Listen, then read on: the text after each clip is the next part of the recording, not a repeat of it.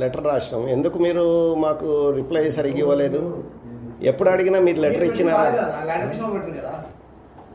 మీకు కూడా పెట్టినాం సార్, ఇక్కడ కూడా కాపీ పెట్టా अपन नहीं रखे उससे पहले भी कापी आती है भैया.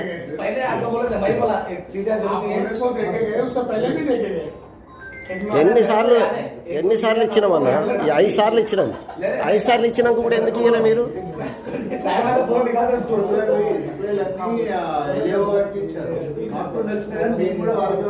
ఇంకోటి, రోడ్ సెంటర్ చేయమని ప్రతి లెటర్లో ఉంది. టీడీఆర్ వద్దు అని ప్రతి లెటర్లో ఉంది. ల్యాండ్ టు ల్యాండ్ అని ప్రతి రేట్లో ఉంది. ప్రతి లెటర్లో హెచ్ఎండిఏ నుంచి మీరు హెచ్ఎండిఏలో ఎంత కమ్ముతున్నారో ఆ రేట్ ఇవ్వండి అని ఉంది.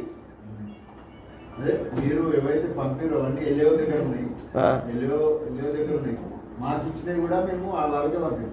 ఓకే ఇక్కడ ఇచ్చేసారు. సరే, మరి కనీసం వారు జవాబు ఇవ్వచ్చు కదా.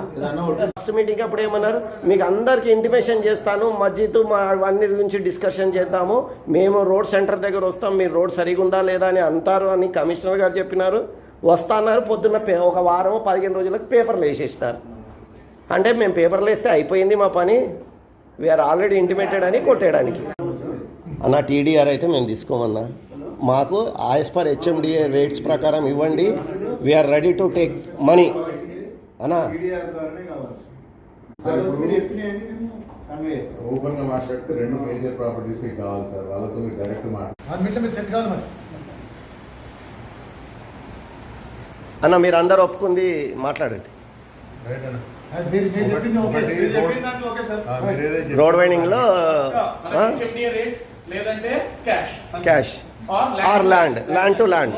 Okay okay.